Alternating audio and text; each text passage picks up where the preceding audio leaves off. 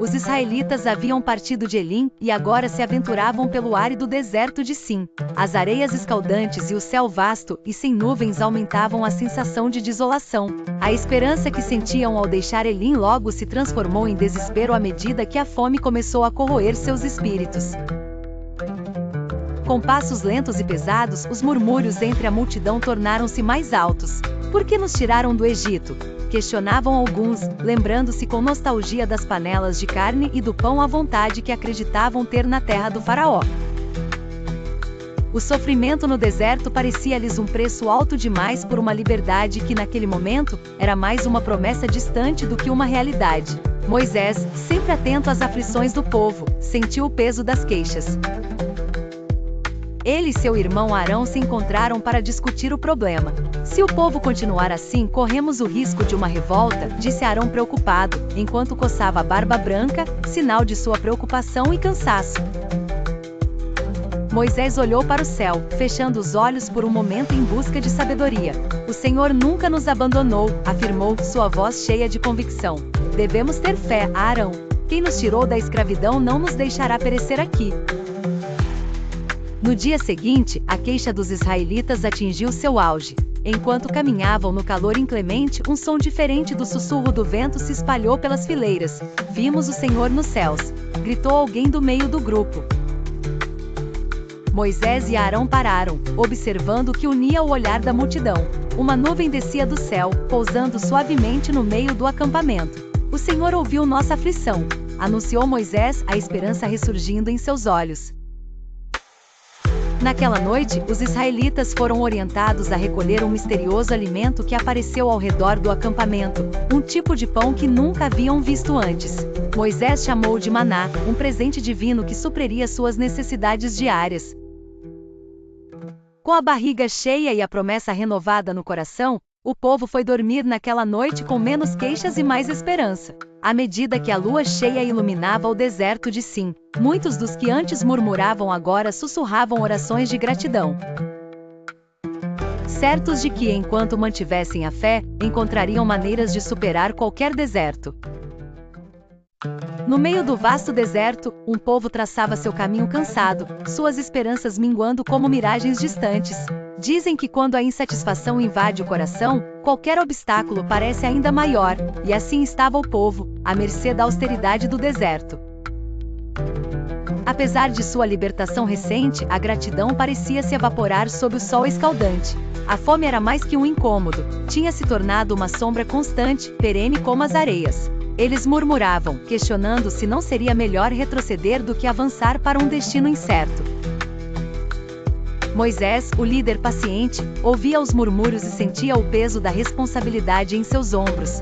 Seu coração estava pleno de confiança no Criador, mas ele sabia que devia conduzir os outros por um caminho de fé que nem sempre parecia claro.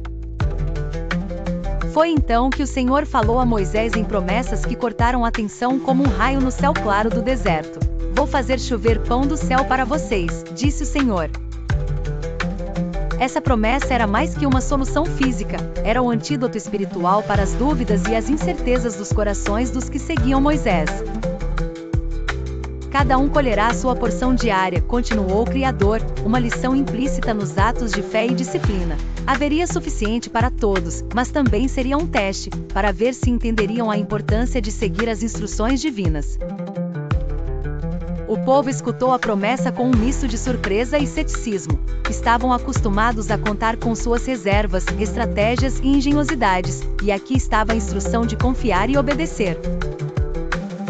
A saga no deserto era mais que uma viagem de sobrevivência, era uma jornada de entendimento e subjugar de suas próprias inclinações para ver o divino no cotidiano. No dia seguinte, conforme o sol alvorecia, pequenas gotas de orvalho cobriam o chão arenoso. Com o aquecer da manhã, onde antes havia o vazio, surgia uma substância fina e misteriosa, semelhante a escamas, que passou a ser chamada de maná. E ao colher o maná, havia nos olhos do povo uma centelha diferente. Eles entenderam que não era apenas alimento que tinham recebido, mas também sinais de que o caminho traçado por Moisés não era em vão. A provisão divina se tornará o ponto de conexão entre suas realidades terrenas e a promessa celestial. A cada manhã que acordavam, ao ver o maná, a fé era renovada, e a insatisfação outrora presente lentamente se dissipava como o orvalho. Não era apenas a saciedade física que obtinham, era a certeza de que estavam sob o cuidado de uma promessa maior, que não havia esquecido nenhum deles nas vastas areias do deserto. Na vastidão do deserto, os israelitas enfrentavam a dura realidade da escassez. Haviam deixado o Egito, terra de escravidão, mas também de comida garantida, para cruzar territórios inóspitos rumo à promessa de uma liberdade verdadeira. Com o sol queimando em seus rostos e o cansaço abatendo-os, a dúvida e o receio começaram a tomar conta. Era uma manhã como tantas outras, o acampamento ainda envolto no silêncio noturno, quando os primeiros sinais de despertar começaram a romper. Ao abrir os olhos, os israelitas se depararam com uma visão misteriosa, uma fina camada cobrindo o chão ao redor. Era como se a terra tivesse coberto a si mesma para dormir sob as estrelas e agora, ao amanhecer, começasse a revelar suas vestes brilhantes feitas de gelo. No entanto, isso não era orvalho como os mais experientes já haviam visto. Murmúrios se propagavam rapidamente. O que é isso? Ouviam-se dizer uns aos outros, enquanto abanavam a cabeça sem respostas. A desconfiança e o medo de estarem diante de algo sobrenatural ou perigoso cresciam. Neste cenário de incerteza, Moisés se apresentava com a calma de alguém que era porta-voz de algo maior que ele próprio. Com passos serenos, aproximou-se e lançou seu olhar profundo sobre aquilo que preenchia o espaço ao redor. Este é o pão que o Senhor lhes deu para comer, anunciou com voz clara e firme, dissipando a névoa de ignorância que pairava sobre o povo. Moisés prosseguiu, explicando que aquele maná deveria ser recolhido na quantidade certa para cada um, sem excessos, excepto no sexto dia. No sexto dia, deviam coletar o dobro, pois no sétimo descansariam. Era uma lição de confiança e dependência, um lembrete de que mesmo nas terras mais áridas, o sustento viria de uma fonte inabalável. Os israelitas então se ajoelharam, recolhendo o maná com cuidado. A confiança de Moisés lhes acalentava e seus corações se enchiam de esperança. Não estavam sós, mesmo na mais dura caminhada. As codornas ainda viriam em abundância, mas o pão vindo do céu era o símbolo de que o divino caminhava ao seu lado, a cada passo, a cada nova alvorada. Durante a épica jornada dos israelitas pelo deserto, uma das lições mais preciosas que aprenderam foi sobre a obediência e o descanso, princípios fortemente ligados à provisão divina através do maná. Era esse alimento diário, caído dos céus, que sustentava o povo dia após dia, durante 40 longos anos de peregrinação. O maná não era apenas um sustento físico, mas um lembrete constante da presença e cuidado de Deus para com os israelitas. Eles eram instruídos a colher apenas o que precisavam para um dia, confiando que haveria provisão nova na manhã seguinte.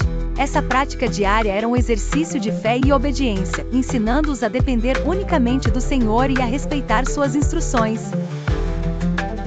Junto com as orientações de colher apenas o necessário, Moisés instruiu o povo a descansar no sétimo dia, o sábado, onde nenhum maná cairia do céu. Este mandamento de descanso era também parte do pacto de confiança, uma oportunidade de demonstrar sua fé no sustento providenciado por Deus, mesmo quando não viam o maná aparecer no solo. Quando finalmente chegaram às fronteiras da terra de Canaã, e o maná cessou, foi um marco no fim de um capítulo significativo de suas vidas. Moisés então instruiu Arão a tomar um vaso e colocar nele um gomer de maná, para colocá-lo diante do Senhor como uma lembrança eterna da provisão divina para as gerações futuras. Esta narrativa não apenas sublinha a importância da obediência e do descanso na fé, mas também conecta as gerações passadas e futuras através do símbolo do maná, ensinando-as a nunca esquecerem o sustento milagroso e as lições aprendidas ao longo do caminho. Assim, o maná se tornou mais do que um simples alimento, tornou-se uma lembrança da fidelidade de Deus durante a longa travessia pelo deserto.